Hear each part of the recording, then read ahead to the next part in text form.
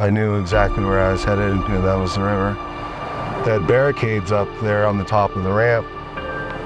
I slammed through one of the barricades, and I knew at that point it was like, it's too late. I gotta commit with this.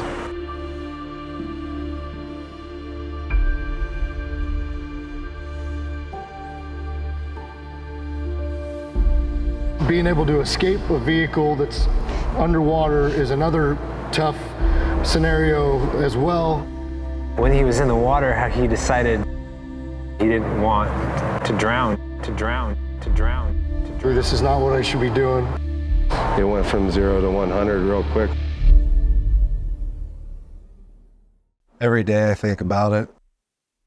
I had nightmares about the situation too, about somebody finding my tools, or also have nightmares of, just the water rushing in and stuff. Everything that I've seen is that you have about 3 minutes once you take your last breath. That's not true, because the entire moment that you're in the vehicle, you're going hyperventilating. So then the water level is coming up, and all you have is, and then it's pitch black. I realized it sucked. Like, I felt like I got a third lung almost. So as I was down there, started asphyxiating, started panicking, and undid my seatbelt, and I decided this wasn't what I wanted, and I just got out of there. I was sitting on the bottom there for a little bit, and it was terrifying. Back in the spring, we received a call from Jacob Grubbs of Chaos Divers, a search and recovery dive team based out of the Midwest.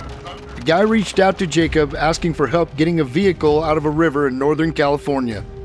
Josh and I were in the area at the time, so we decided to head north and see if we could help. Now, Michael had more of the story to tell, not only where his truck went into the water, but also how they both ended up at the bottom of the Sacramento River. What was so great about this particular experience and meeting Michael and his family is that we actually got to work with a survivor, somebody that actually decided at the last minute this is not what he wanted to do, and he was able to escape. After a tough day filled with seemingly insurmountable problems, Michael began to feel overwhelmed. Feeling trapped, he resorted to an unconventional option, driving his Ford F-150 into the Sacramento River. Thankfully, this story doesn't end in tragedy, but a stark reminder of the struggles people face in their darkest moments. So, of course, obviously, Josh and I jumped on the opportunity to help. We were already in the area, so we spent a day attempting to find his vehicle. I'm gonna grab a magnet and a buoy. And we also used the resources of the local law enforcement. Like I said, the water was flowing over 22,000 CFM. This late spring rain has been the cherry on top for our reservoirs, which are nearly full. We are looking at big reservoir recovery heading into the Memorial holiday weekend. Where would average be for this time of year? Right about here. Where are we? We're up here. Situated along the Sacramento River, approximately 45 miles upstream from Red Bluff, Shasta Dam plays a pivotal role in water resource management. In the spring of 2023, Shasta Lake witnessed a noteworthy surge in water levels, marking a record high not seen in over a decade. This elevation in water levels was because of the substantial melting of winter snowfall coupled with the onset of spring rainfall. The increased flow rates downstream in the river pose challenges, creating extremely high water levels. In such conditions, the identification of submerged vehicles using sonar technology can become more challenging. Possible presence of debris mixed with fast-moving current and ever-changing spring weather conditions requires scanning from various angles and will sometimes take hours to successfully pinpoint a target. We worked with a sheriff's deputy down there that was a great resource. He had a lot of good info. Got an idea of last seen, but I'm sure it's further down by the... Yeah, the gentleman, I'm assuming that guy lived over there that was telling us, he was saying about where that white truck is the last he saw it right there. So, in the world of underwater vehicle retrievals, our mission is to preserve the natural aquatic environment. Sometimes there's a case that goes beyond the typical recovery. It's not just the truck we're after, it's what's hidden inside. As a mechanic by trade, Michael's truck served as both a mode of transportation and a mobile workshop, carrying a specialized tool chest in its bed. Now, as his truck and tools lay submerged in the river, Michael's need to retrieve them is not just about making a living, but providing for his family. Michael wanted me to share his story in hopes it may possibly help save someone's life. Unfortunately, even with the help of local resources and a full day on scene, we were unable to locate Michael's truck. What we did accomplish was a great deal of recon for our next attempt. You see, in this line of work, it's all about persistence and determination. We were not going to give up on this family in need, and I wasn't about to call it quits. After we left there and we regrouped, we got the right lift bags. I organized the right crew to take back down there. And of course, once I talked to Devin, Josh, and Spike, everybody was on board to go down there and help.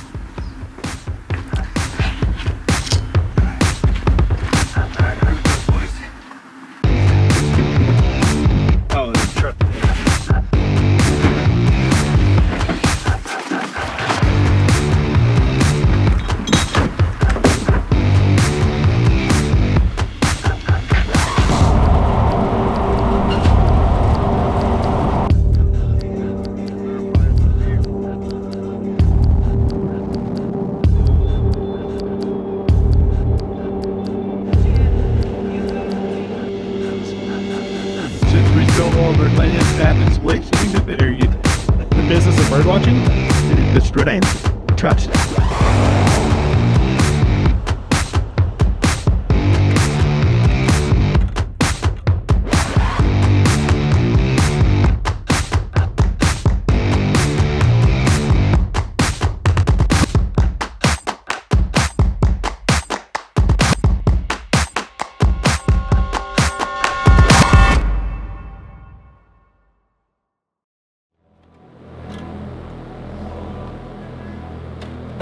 I set it up into basically two parts. I had Devin and Josh take the boat and actually do the search. Which first thing is you got to find the vehicle. Find a vehicle on sonar is step one.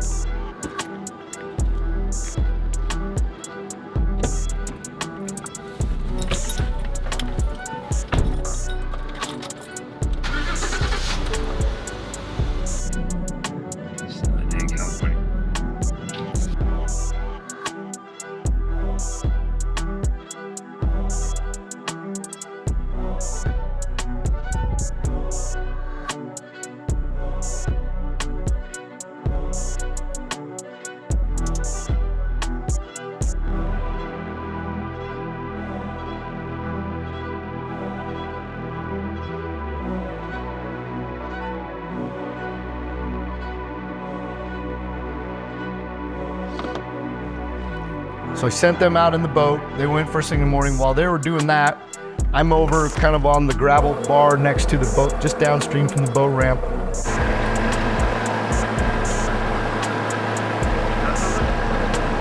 It was pretty small, but it came up on live and on side, but it's not a square. Large object right here, but it's square like a box. Okay. Yep, there's a truck. Serious? On its wheels, tires down, 100%. Right here. Devin, put a drone over me right now.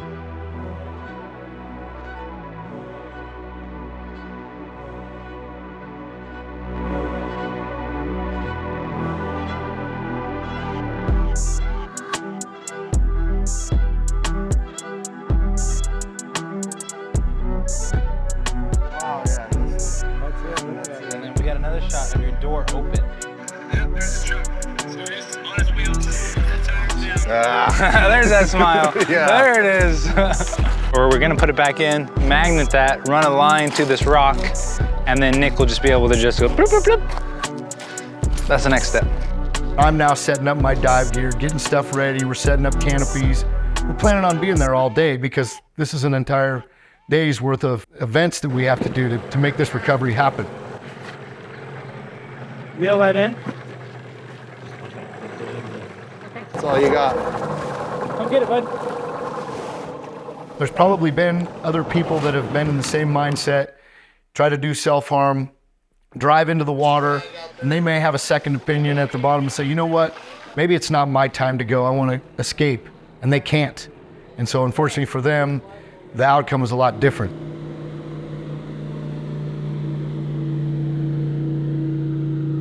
I have 2 daughters and a wife. I enjoy spending time with my daughters a lot more than I've ever had because when I almost lost her dad.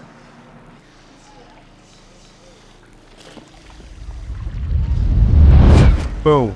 We got a magnet, we got buoys on the water, now it's go time. I get my dive gear on, we make a plan.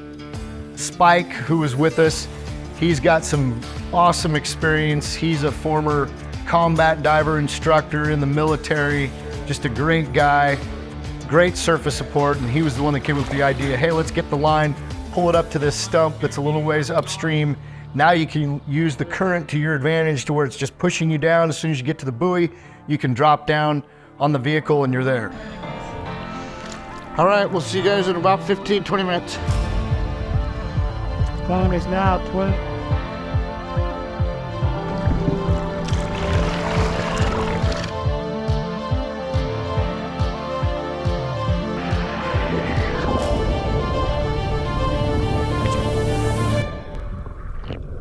You can see the entire vehicle.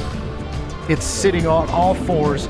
It's facing upstream. The driver's door is partly open. The windows are down, so I know I got plenty of handholds to kind of fight the current. I've taken a 6-foot tow strap with me. So I was like, in case I can do it, I'm gonna get it set up. So tomorrow, when we had planned to meet with the towing company, all I gotta do is take the line down and hook to that tow strap, get out of the water and say, take it away.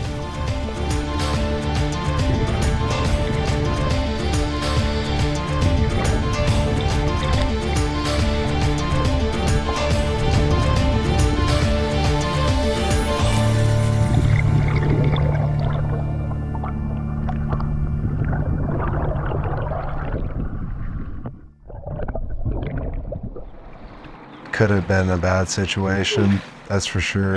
And like, if the car was in the wrong area when I was pulling out, or if I would have hit somebody, or if my airbags would have went off and knocked me unconscious, or just so many variables I could.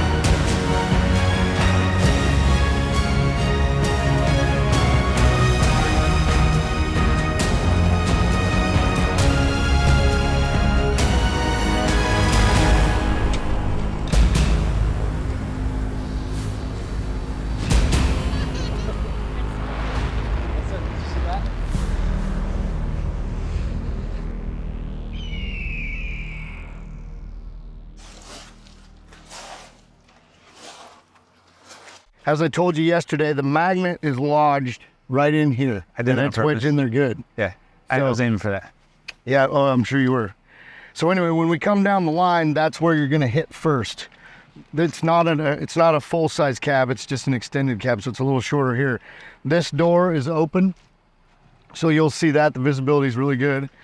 And then you'll see my yellow strap that I have fished through the spokes of the wheel here comes down and it's carabiner together. The current's kind of dragging it this way. Okay. You'll just follow the line down, surface, air in your BCD, surface float out. As soon as you get close to the thing, hold on, regulator in, deflate your BCD, hold on to the line, don't let go of it because you'll get thrown on. Just keep holding on to the line. So like hold on with your right hand, deflate with your left hand, and now you can just pull and it's not very far down there. You'll get to the door where the magnet is.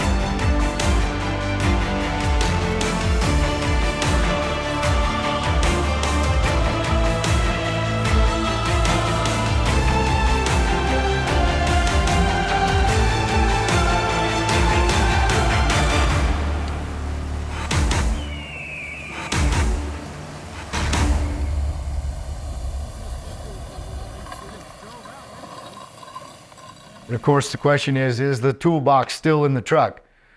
Michael, I hate to tell you this, it's not in the truck.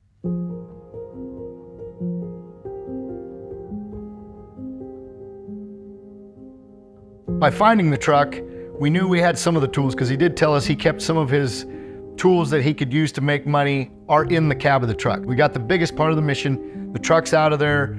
We're helping the environment. We can give closure to, you don't have to think about your truck still being down there. It's gone. Now we just got to hunt for the toolbox.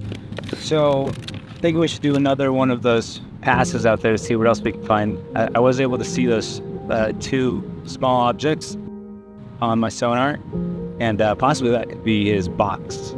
Yeah. So, I mean, this could also be good training for us of kind of looking for evidence or like, you know, stuff that fell out of a vehicle and is being recovered.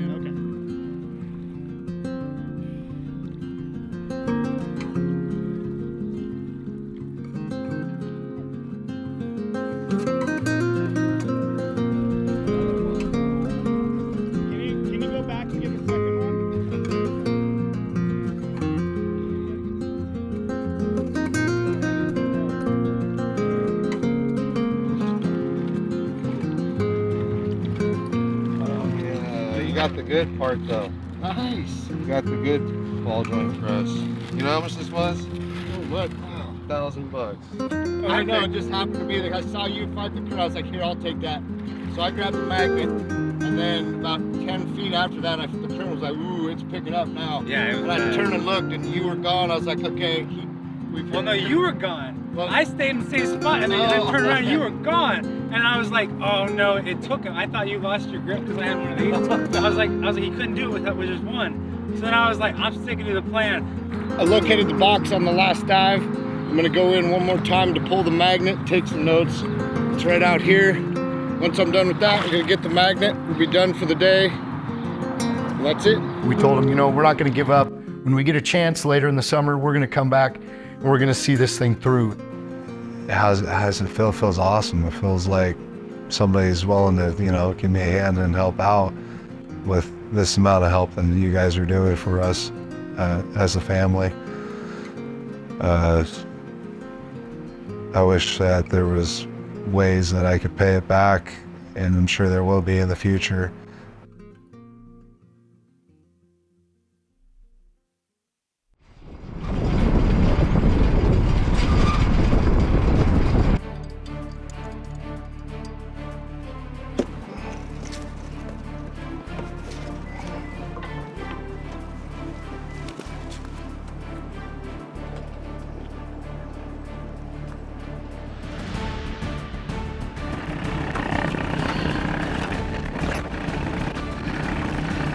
Ooh, we got closer that time. There's the tire tracks right there too. You can see them from the last time where we pulled it out. On my third trip back down to California, I had the pleasure of having Devin Carroll as my dive buddy. Devin is a certified rescue diver and a volunteer on my search and rescue team, Oregon Rescue Divers. One of the tools that we use as a public safety diver is a Stokes basket. This rescue basket can be used for a variety of tasks, but it's mainly used to recover a patient or victim. On this particular recovery, I had a plan to use it to retrieve the toolbox. This is also a great opportunity for us to get some practice handling the basket in strong current conditions. The current in this river now is about 3 knots, but based on our sonar scans, we knew the bottom was clear of obstacles. As the current picks up, the closer we get to the center of the river, we started seeing random tools scattered across the river rocks. I knew we were getting close.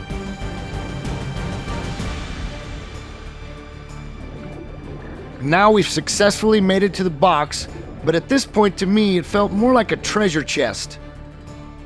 We had rehearsed this recovery back home in my driveway, and I was certain it was going to go smooth. All we had to do was roll the chest over and into the basket, secure it using ropes and a carabiner, then attach a rope to a truck and pull the basket and tools out of the river. Unfortunately, the current made this underwater rigging project way more difficult than I had anticipated.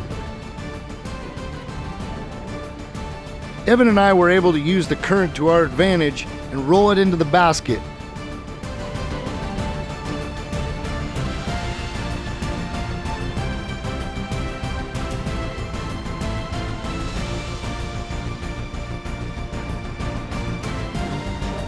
But once it went over, the current pushed it farther than I wanted, and now the entire setup was on its side. Now that it's downstream from the basket, I was not able to push it back up against the force of the water to tilt the whole thing upright.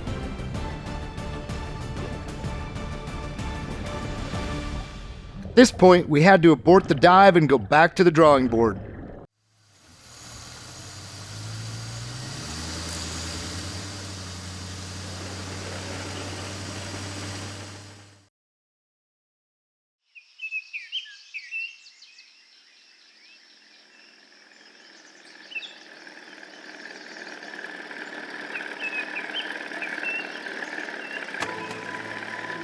So here we are, Devin and I and my old buddy Chris Murrah.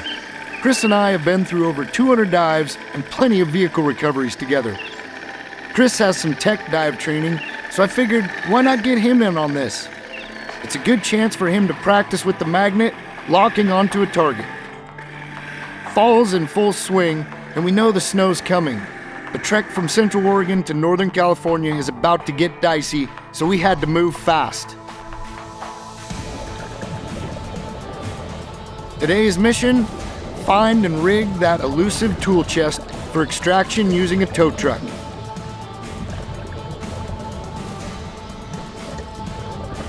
Ratchet straps and a chain were our tools of the trade.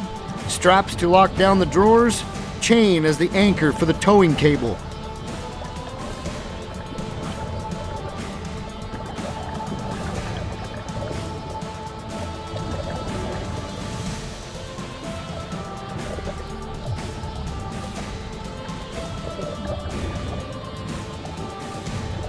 I sent Devin and Chris underwater for the rigging, and I hung topside, being the tender and backup diver.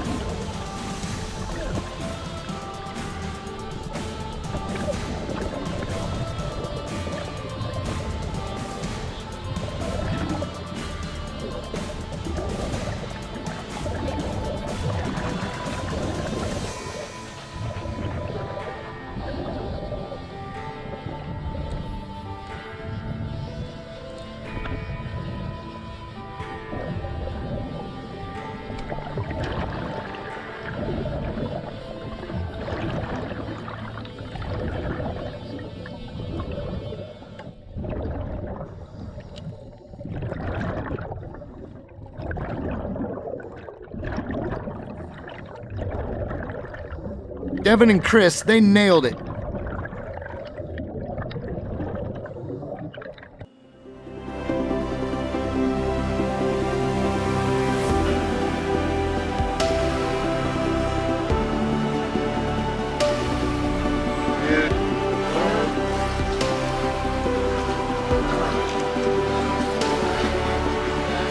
As we bring this story to a close, I can't help but to reflect on the previous months and the many days dedicated to working with Michael, his family, and a diverse circle of friends.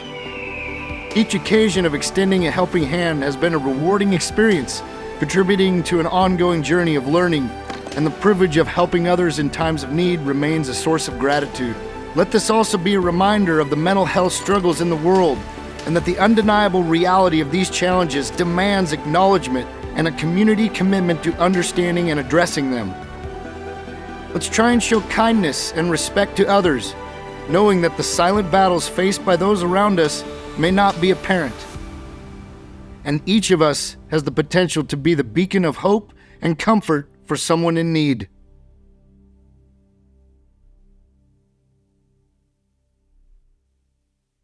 So I just want to say that for all you out there that know somebody or you personally have a need for underwater recovery or this kind of work, you need to reach out to us. Me personally, my email is in the description of my videos. I'm working on a website right now that should be up soon. You can look up Oregon Rescue Divers, and we want to be able to help people in as many places as possible. So there's no job too small, no job too big. Please reach out. And thanks again for watching my videos.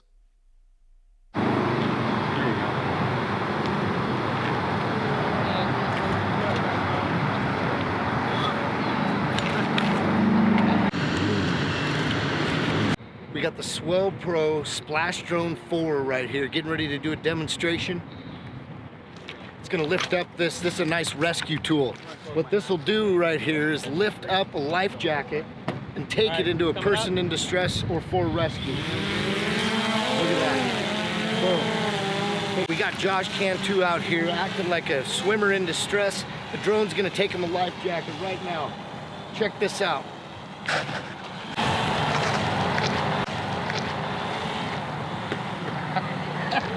Wow.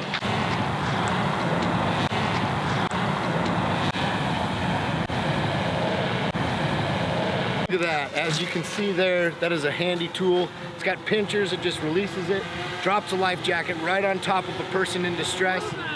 He's got a life jacket, he's saved now. What a great tool. That is awesome.